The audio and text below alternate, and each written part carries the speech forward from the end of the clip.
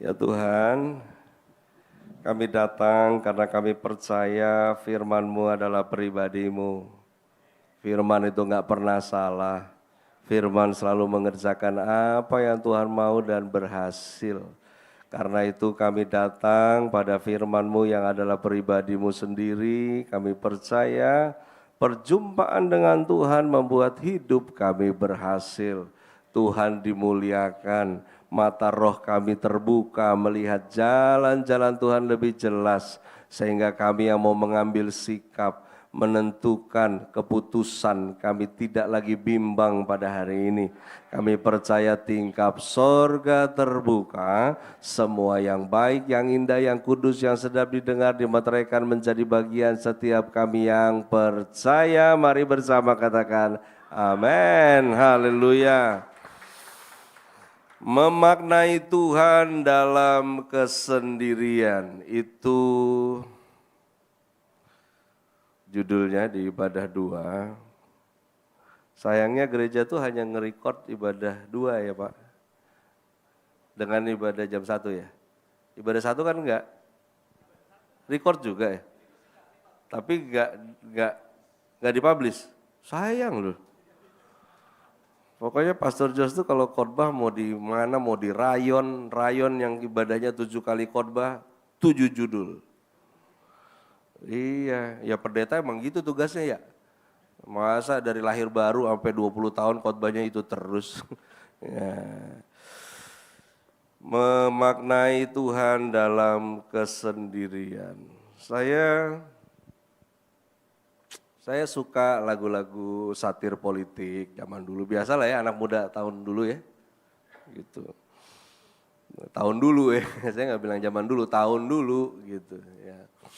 Dimana ada satu lagu ballad country-nya Indonesia yang kalau nggak lengkapnya lah ya, liriknya kurang lebih bilang bahwa ini lagu dari seorang bapak buat anak laki-lakinya, bahwa closingnya dia bilang engkau lelaki kelak sendiri gitu. Jadi duduk sini nak dengar kata bapak gitu ya. Dan yang nyanyi ini sama-sama kita dulu seangkatan atlet karateka juga gitu. Dan kami sering juga beberapa obrolan yang kadang kepancing serius gitu. Dan bicara soal kesendirian saudara. Memang pada dasarnya kau tampilkanlah judulnya, tutup aja si botak ini, ya kan? Ya gitu, ya kan? Itu penting itu, ya. Nah gini, pada dasarnya kekristenan itu bukan tentang euforia, sensasi, melainkan hal-hal yang sangat esensial. Nah, di mana ketika seorang Kristen sudah kehilangan esensi, maka yang kasihan tuh begini, di penghujung perjalanannya, nanti dia pikir dia ikut Yesus, padahal perjalanannya dia, Yesus yang nguber-nguber dia. Dan dia pikir sorga itu ujungnya, masalahnya sorga itu bukan kau pikir, sorga itu nyata gitu. Nah masalahnya, orang-orang yang sibuk dengan euforia mengikut Tuhan, itu akan kehilangan maknanya, bahkan seringkali dalam kilometer kesekian mengikut Tuhan, akhirnya orang ini pilihannya antara dia berhenti atau dia mundur. Karena memang dia sudah kehilangan esensinya. Ya. Kalau essence beda lagi, saudara. Saya kalau di restoran mau minum jus, saya tanya dulu. Ini jusmu ini essence atau buah betul? Karena kalau essence kan rasa buah itu. Kekristenan itu repot kalau rasanya Kristen, padahal bukan. Ya, kalau di orang Batak biasa istilah itu. 2, kurasa, kupikir. Masalahnya kan itu repot juga kan. Kau ikut Tuhan itu tidak bisa kau rasa, kau pikir. Kan yang repot kan kau pikir kau ikut Tuhan kan. Padahal enggak. Kau rasa kau percaya. Padahal enggak juga. Yang kau rasanya itu, ya itulah kurasa kan begitu kan. Harusnya rasa itu bagus kalau Cuman yang herannya kita nggak mau dipakai buat hal-hal yang sebetulnya bisa menguntungkan sih. Satu, Anda kalau mau kurus ya rasa lapar aja, kurasa lapar atau kurasa kenyang kan begitu aja. Laparnya juga seringkali lapar mata. Anda yang sudah makan betul jam 7 malam tapi kok bisa kau martabak jam 11 malam kan begitu. Ya. Nanti bilangnya kilaf kok dari Senin sampai Kamis. Ya. Di dalam 1 Raja-Raja pasalnya yang ke-17 ayat 1 sampai dengan ayat yang ke-6. Lalu berkatalah Elia orang Tisbe dari Tisbe Gilead kepada Ahab, demi Tuhan yang hidup, Allah Israel yang kulayani, sesungguhnya tidak akan ada embun atau hujan pada tahun-tahun ini, kecuali kalau ku katakan. Kemudian datanglah firman Tuhan kepadanya, pergilah dari sini, berjalanlah ke timur, dan bersembunyilah di tepi sungai Kerit, di sebelah timur sungai Yordan. Engkau dapat minum dari sungai itu, dan burung-burung gagak telah kuperintahkan untuk memberi makan engkau di sana. Lalu ia pergi, dan ia melakukan seperti firman Tuhan. Ia pergi dan diam di tepi sungai Kerit, di sebelah timur sungai Yordan. Pada waktu pagi dan petang, burung-burung gagak membawa roti dan daging kepadanya, dan ia minum dari sungai itu. Ada 3 kata penting dari 1 Raja-Raja 17 ayat 1 sampai dengan ayat yang ke-6. Di sana saya highlight kata pergi, berjalan, bersembunyi, boleh di next ya. Pergi, berjalan, bersembunyi. Saudara, adalah benar, masuk sorga itu tidak bisa corporate. Masuk sorga itu personal. Keselamatan itu personal.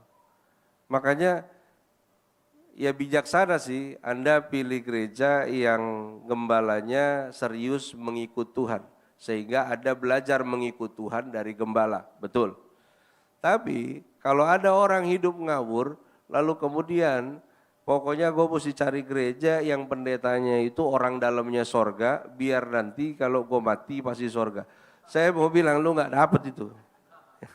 Karena memang tidak bisa corporate itu fokusnya. Memang ada korporasi prayer itu ada. Corporate anointing, ada. Ya. Tapi kalau bicara keselamatan jiwa, pertumbuhan rohani, itu tidak bisa korporasi. Dia tidak bisa dia tidak bisa tanggung renteng, nggak bisa. Ya. Udahlah kalau gembala sorga, saya sorga juga, nggak bisa. Mau kata dia orang dalam di sorga, di kelurahan juga nggak bisa. Ya. Itu personal. Nah, karena ini personal, maka selalu ada dalam perjalanan hidup seseorang, di mana orang tersebut dipersiapkan Tuhan untuk bertumbuh secara personal. Macam-macam gerbangnya. Bisa kesusahan, bisa sakit penyakit, bisa situasional yang nature, tapi yang jelas kesendirian seringkali dipakai Tuhan untuk mempersiapkanmu. Boleh di next lagi bahannya. Amin ya. Kesendirian seringkali dipakai Tuhan untuk mempersiapkan hatimu, hidupmu. Kita diasah di mana Anda tidak lagi lihat siapa yang bisa tolong, siapa yang peduli, dan Anda menjadi sendiri. Pengasahan ini berguna untuk pertajam roh dan panggilan hidupmu.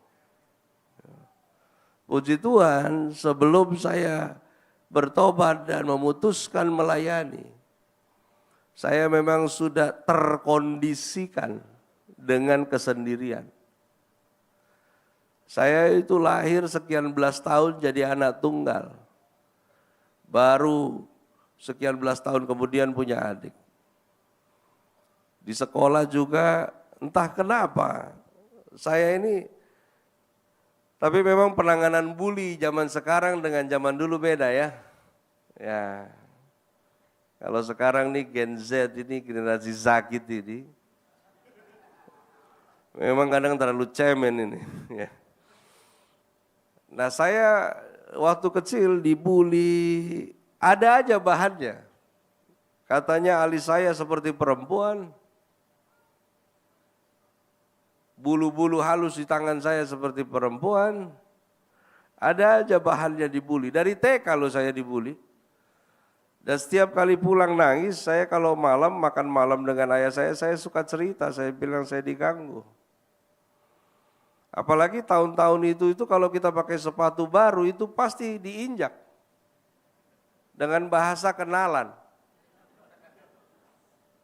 Ya itu kan kegiatan tolol betul sebetulnya. Kenalan dulu ya. Gitu. Nah, saya kalau ngadu itu saya bilang, saya berharap ayah saya itu marah gitu. Ya pokoknya saya berharap dia seperti bapak-bapak Batak pada umumnya lah. Ya. Saya cerita pak saya begini, tapi memang Tobing itu cinta damai ya. Jadi saya setiap kali cerita, dia selalu bilang gini, damai-damai lah hidup ini, nggak usahlah ribut-ribut kita, makanlah kau. Katanya. Itu saya patah arang itu.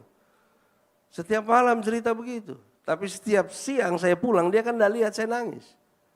Ibu saya juga capek juga ngelihat, ini apa ini anak ini pulang nangis, cerita nangis. Akhirnya dia kasih keputusan yang saya bilang tepat tapi memang berbahaya. Di usia yang terlalu dini saya masuk bela diri. Dan di sana memang prestasi saya cepat. Cepat sekali.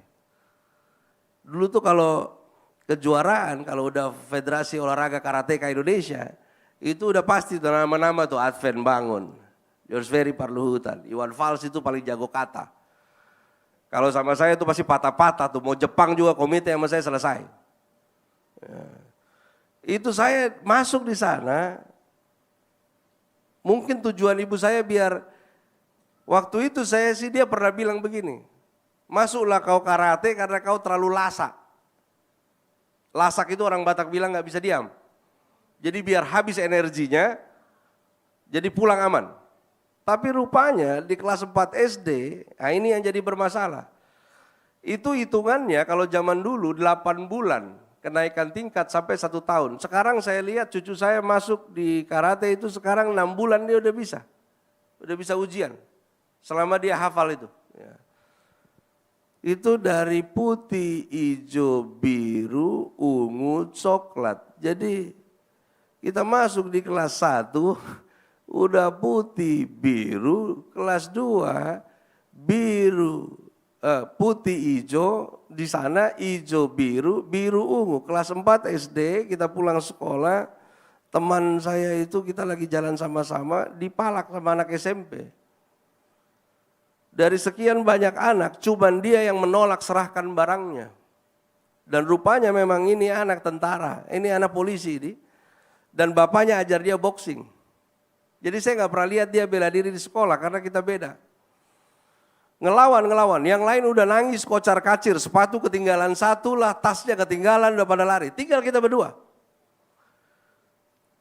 Terakhir dia tolak itu anak SMP ambil batu bata, dia pukul ke kepala teman saya ini.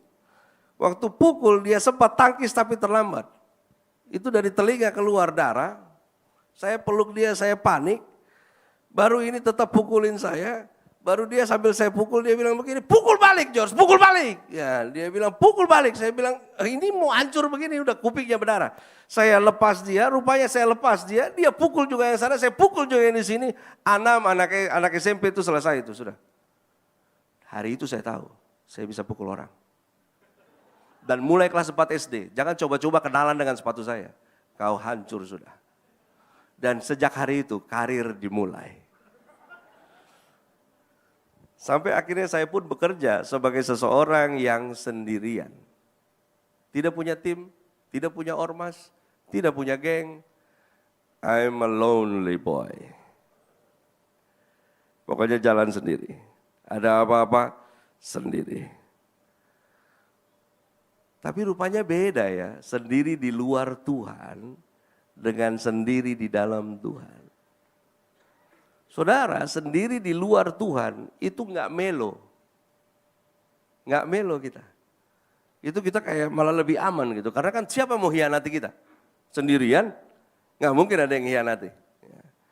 Udah diam, enak, tenang. Kalau lagi susah ya udah diam sendiri. Zaman dulu pusing ya sudah, paling tarikan pertama di Samsu kan begitu. Tap, tarikan pertama itu paling mantap itu. Sambil kepala mikir, tarik begini, udah begitu aja, udah nggak ada doa-doa, nggak ada. Ya. Ketika di dalam Tuhan, nah ini beda memang. Hati yang sudah disentuh kasih Tuhan itu kadang ediktif. Apalagi sudah mulai masuk di ladang pelayanan. Saudara, ketika seseorang sudah mengambil bagian menjadi pengurus di dalam pengembalaan atau menjadi gembala itu sendiri atau tim penggembalaan, dengar baik ini. Kami dikondisikan menjadi a lonely man. Kami nggak boleh curhat. Kami nggak bisa cerita. Susah hati kami, kau pun susah. Mau aku cerita kepada jemaat, gantung diri pula dia nanti. Wong mereka susah ceritanya ke saya, kalau saya susah cerita ke mereka, kelar. Ya. Yang mereka tahu, kami tersenyum. Apalagi istri saya. Gereja-gereja itu kan sering tanya istri saya bukan karena dia khotbah, karena dia senyum. Toh. Coba ke sini nggak bawa, pasti tanya. Pak Purba tanya, mana ibu? Kadang aku yang khotbah, kenapa ditanya terus dia? Tapi memang mungkin karena kebiasaan berdua. Jadi kalau nggak ada pasti ditanya kan, pemandangannya biasa berdua. Ya orang taunya kita senyum, nggak tahu susah juga kita nggak bisa cerita kan senyum saja. Ya, senyum. Itu aja udah. Ya, ketemu pokoknya itu kami sepakat memang berdua. Bahkan anak-anak nggak boleh tahu kita susah, senyum. Makanya sampai hari ini mereka rasa bapaknya itu pokoknya king of king. Di bawah Yesus. Pokoknya apa mereka mau mereka akan bilang. Sampai sekarang tuh mereka juga yang holiday family tetap saya tanggung semua. Saya mau jadi bapak Abraham buat mereka. Nggak mau bangun generasi sandwich. Jadi berkat sampai mati. Pokoknya buat cucu saya, grandpa punya sebuah bank di bangsa ini.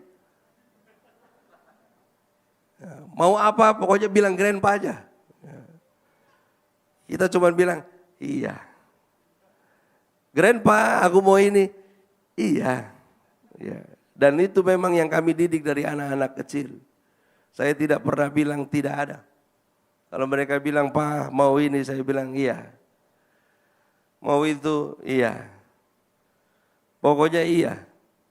Kalau mereka tanya kapan kita beli Pak? Doa. Kalau kau nggak doain aku nggak bisa kau beli itu. Ya, nggak usah ditolak, nggak usah tolak-tolak Pak. Mental miskin itu bisa bikin kau jadi miskin betulan. Ya. Jangan terlalu sering bilang nggak punya uang, nanti kau nggak punya betul. Ya. Dan buat kau bapak-bapak, kalaupun kau bukan pengurus gereja, seorang pria yang menjadi ayah, dia siap jadi orang yang lonely man juga. Lonely man. Saya percaya kita sama-sama laki-laki ada banyak hal dalam pikiranmu nggak kau bagi dengan istrimu. Nggak kau lihat rambutku ini. Ada lagunya bilang setiap helai yang jatuh atas seizin. Ini bukan izin lagi ini menang tender Tuhan. Habis rambutku ini udah. Memang nggak perlu di-share. Kita laki-laki. Kita tiangnya. Kita yang pimpin. Laki-laki yang hadir jadi bapak-bapak dengar ini. Kalau kau ambil keputusan menikahi perempuan, lalu kemudian kau jadi bapak buat anak-anak kau, jangan cengeng kau. Kalau berat hari ini segala tanggung jawab di pundakmu, itu karena Tuhan tahu kau bisa. Kan kau sendiri yang mau nikah, bukan Tuhan yang jodohin kau. Kau pikir Tuhan sama seperti lamburumu yang selalu nanya kapan kau nikah? Kan tidak. Itu pilihanmu. Dan kalau banyak tanggunganmu hari ini, karena memang Tuhan nggak pernah salah taruh orang jadi pemimpin. Dia tahu kau bisa urus itu semua. Amin. Makanya bapak-bapak itu sampai dia tua bangka, dia masih punya yang namanya sifat childish. nongkrong dengan komunitas, cerita yang nggak penting, ketawa yang unfaedah, habis itu kami bubar mikir lagi. Kan begitu aja itu. Ya. Makanya di tongkrongan bapak-bapak, siapa yang paling lucu, dia sebetulnya yang paling pressure. Itu dia paling pressure, tapi dia yang paling sering mulat biasanya kan. Dia paling, tapi kita udah paham itu. Berat kawan ini, berat ini. Ya. Pengasahan, boleh di next lagi. Ya. Pengasahan adalah membuang semua hal yang menyebabkan terjadinya tumpul kepekaan rohani kita. Karena itu ketika Tuhan perintah dia ke satu tempat namanya Sungai Kerit. Saya temukan inilah tentang Kerit. Kerit atau Cherit artinya cut off. Boleh di next lagi. Ini Kerit. Arti dari nama sungai itu. Perhentian, jalan memintas, jalan yang terpendek. Ketika kau berada pada situasi di mana seolah nggak ada lagi yang peduli denganmu dan tidak mungkin juga kau cerita, sendirian kau dengan Tuhan, dengar ini. Lebih baik sendirian kau dengan Tuhan daripada rame-rame kau tanpa Tuhan.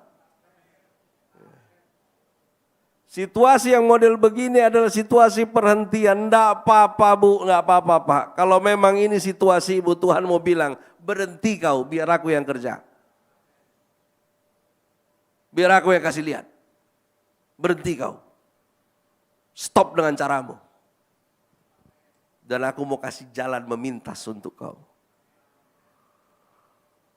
Jalan yang lebih pendek yang dari Tuhan. Tapi situasinya Anda dibuat sendirian. Gak bisa lagi kau cerita. Cuma air mata saja. Saudara, ketika masuk bulan ke-8 dari Maret 2020 pandemi. Itu saya nangis di ruang kerja. Saya bilang, Tuhan, kalau ada bentuknya si corona ini, kasih pukul betul. Dia bikin kacau ini semua. Ya. Semua. Ya. Anda gak hanya bicara ekonomi politik, tapi juga gereja juga kan jadi kondisinya semua blunder. Kita yang gak takut sakit penyakit, Yesus pegang kusta, tiba-tiba kita juga jadi takut juga. Kalau kita berani, nanti katanya bikin sensasi. Kalau kita nggak berani, katanya tidak punya iman. Ibadah aja Pak, onsite, Tuhan ada. Gue bikin onsite, nggak datang, kurang ajar juga. Ya kan? Akhirnya dibikin hibrid, datang pun setengah-setengah. Ini memang kalau jemaat-jemaat maling suka kali yang namanya hibrid. Dengar ya, gereja ada hibrid itu hanya untuk orang sakit. Dan jemaat yang tugas di luar negeri atau di luar kota, dia bisa ikuti lewat YouTube. Tapi kalau kau sehat walafiat, datang kau ke sini. Kalau kau nggak datang tapi sehat, ya semoga kau dikondisikan. Ya. Karena memang hibrid itu untuk kondisi tertentu kok. Baru pura-pura lupa lagi persembahan. Ya. Aduh. Sungai Kerit yang disebut dengan kesendirian. Ya, boleh di next lagi bahannya. Saudara, kadang kita nggak sadari, tanpa panitia, Tuhan bikin retreat buat Anda. Tanpa panitia. Nggak ada donatur. Dia bikin retreat buat kau. Karena dia mau berikan pelajaran-pelajaran baru untuk persiapkan kau untuk perkara-perkara yang baru. Karena hidup dari kemuliaan kepada kemuliaan itu selalu butuh preparation in one stop. Ya. Dibikin stuck, tapi sebetulnya lagi di-prepare. Jalan lagi. Dibikin stuck lagi, tapi kau lagi di-prepare. Karena memang tidak ada metode hibrid untuk spiritual engine. Ya. Kalau saya semoga di hari terakhir saya di bumi ini, masih ada yang namanya mesin bensin. Ya nggak apa-apa, Anda yang mungkin cinta lingkungan, senang dengan Anda punya kendaraan listrik itu. Karena buat saya itu alat elektronik, bukan mobil. Saya masih butuh sensasi, injak gas ada vup, vup. Nah itu masih mantap ya kan. Kalau itu sama kayak mobil cucuku di rumah. Sampai anjing tidur ditabrak, karena nggak dengar. Ya. Itu memang ada kesendirian. Masalahnya tidak bisa auto system.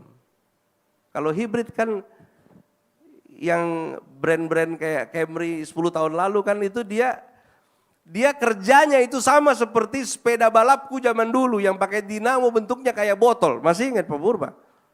Ya, dinamo yang kayak begitu itu, yang lampu sepedamu itu nyala karena roda sepedamu berputar. Jadi dia nanti kalau kau pencet itu miring botolnya itu, tek katanya kan.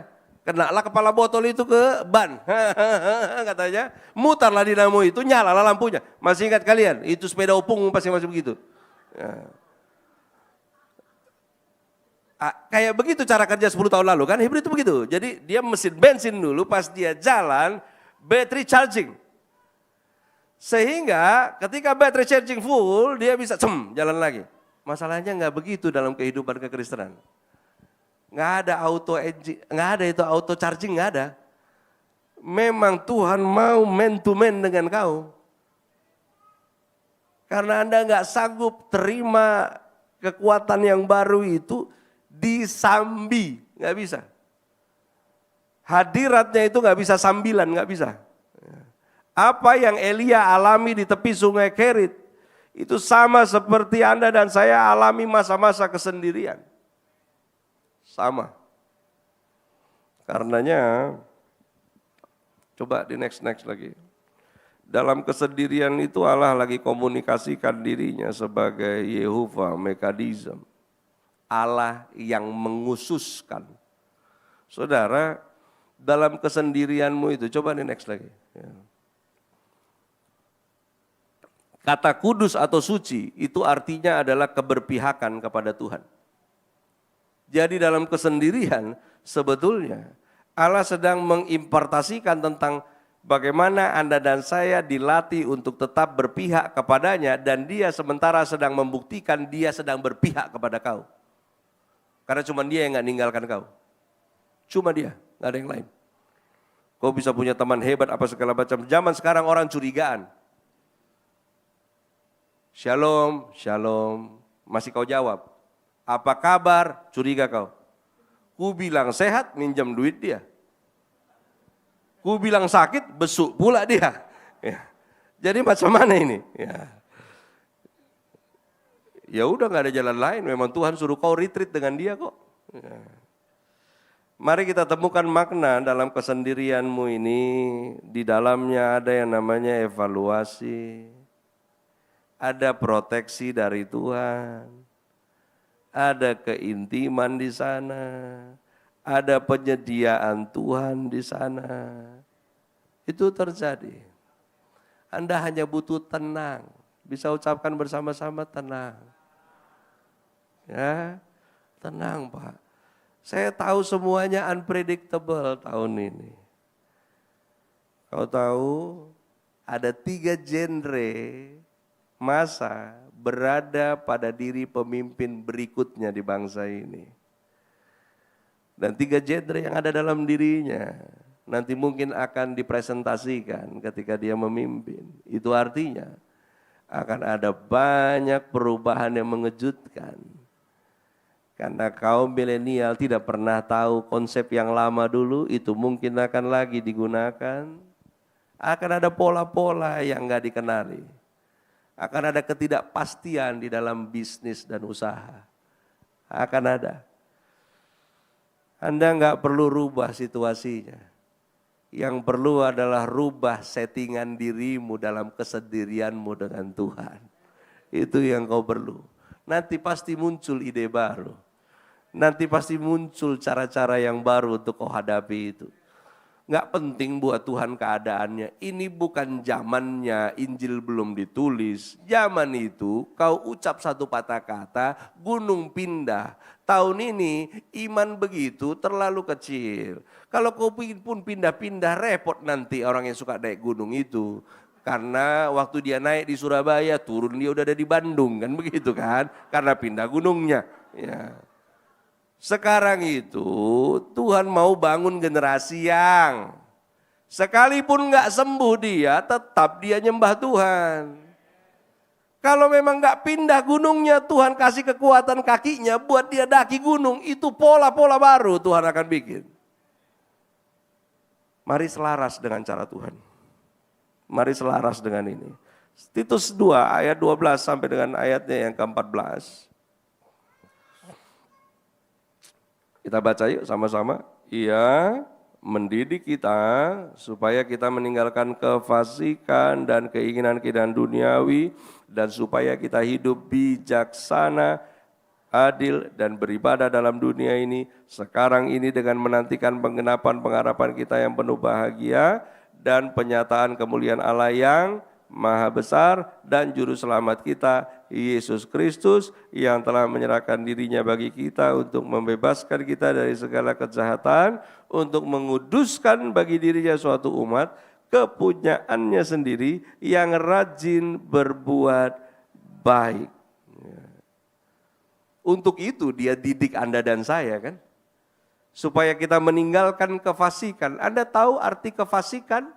Fasik itu artinya adalah di mana seseorang mengerti betul tentang apa yang benar, tetapi karena sesuatu dia akhirnya memutuskan untuk memilih jalan yang jahat di hadapan Tuhan. Itulah fasik. Jadi orang fasik itu bukan orang yang nggak tahu kebenaran. Orang fasik itu dia adalah orang yang tahu kebenaran. Orang benar yang memilih jalan yang jahat itu yang disebut sebagai orang fasik. Orang benar yang mengabaikan kebenaran itu disebut orang bebal. Tahu kau orang bebal? Yang suka curhat tapi nggak pernah tobat? Itulah orang bebal. Dia datangi kau, dia cerita masalahnya itu. Besok begitu lagi, siklusnya begitu. Sampai-sampai Alkitab bilang seperti anjing yang kembali ke muntahnya. Demikianlah orang bebal yang mengulangi kesalahannya. Begitu aja dia putar ulang-ulang.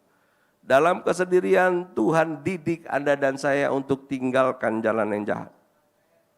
Lalu kemudian di Ibrani 13 ayat 5 sampai 6 kita baca kembali, janganlah kamu menjadi hamba uang dan cukupkanlah dirimu dengan apa yang ada padamu.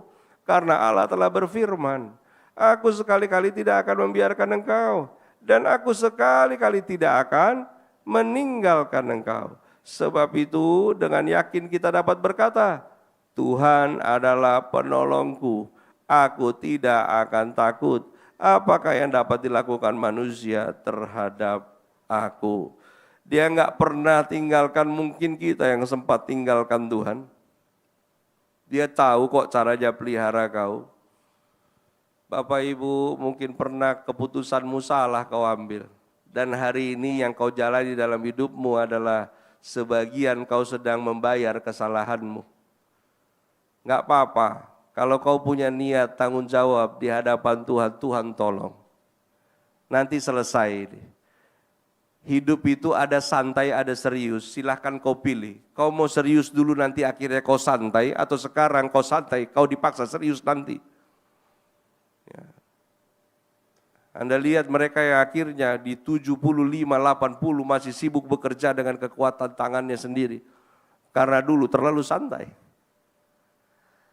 Orang yang serius hadapi hidup sekarang bersama dengan Tuhan. Dia tahu kapan dia harus istirahat nanti. Dan Tuhan gak pernah biarkan Anda sendiri. Di Yohanes 14 ayat 18. Kita baca bersama, aku tidak akan meninggalkan kamu sebagai yatim piatu. Aku datang kembali kepadamu. Adakah engkau hari ini disalahpahami? Kau yang lakukan yang benar tapi akhirnya kau dijauhi keluargamu. Karena keputusanmu yang benar di hadapan Allah justru kamu dianggap sebagai orang aneh. Cara-caramu menjalani hidup sesuai firman hari ini membuatmu dijauhi para sahabat. Tuhan bilang, aku sedang buktikan bahwa hanya aku yang tidak pernah meninggalkan engkau. Cuma dia, yang lain pergi. Tapi ingat ya, ketika semua pergi dan Tuhan masukkan Anda lagi pada perjalanan yang baru. Lalu kemudian kau menerima janji Tuhan dan keadaanmu dijadikan Tuhan lebih baik dari yang dulu. Dengar baik ini. Jangan beri kesempatan balas dendam. Karena hari itu akan tiba. Hari di mana Anda berada di atas semuanya. Dengan jarimu kau bisa tunjuk dan selesaikan banyak perkara. Ketika hari itu tiba, sudah sepantasnya orang-orang yang pernah disendirikan Tuhan tetap rendah hati sampai akhirnya. Karena cuma Tuhan yang gak pernah tinggalkan Anda dan saya. Akhirnya orang-orang yang pergi darimu, mereka bukan orang kurang ajar, tapi itulah manusia. Manusia gak sanggup bertahan mendampingimu, karena hanya Tuhan yang bisa bertahan. Mari kita berdoa. Terima kasih Tuhan Yesus. Di dalam kesendirian, keadaan dan situasi, baik itu fisik actually atau di dalam jiwa kami, saat ini kami masing-masing mau mengingatkan diri kami. Kami mau self-reminder masing-masing bahwa hai jiwaku, Tuhan tidak pernah meninggalkanmu. Tuhan ada bersama denganku. Dia peduli dengan Bapak Ibu. Dia tahu segala hal prediksi ke depan yang kau harus bereskan. Mungkin hari-hari belakangan ini engkau kekurangan amunisi di dalam dirimu. Mungkin di antaramu berkata, mana bisa dilewati ini semua? Apa ia bisa selamat lewati ini semua? Dengar baik, sendiri bersama dengan Tuhan adalah sebuah kepastian. Ada bisa berkemenangan. Ketimbang terlalu banyak orang yang menasehati, tapi tidak ada Tuhan bersamamu. Terima kasih Tuhan Yesus. Ini yang kami percaya di hadirat-Mu. Mungkin kami sendirian, tapi kami gak pernah kesepian. Karena hadirat-Mu cukup buat setiap kami. Di dalam nama Yesus yang percaya, mari bersama katakan amin.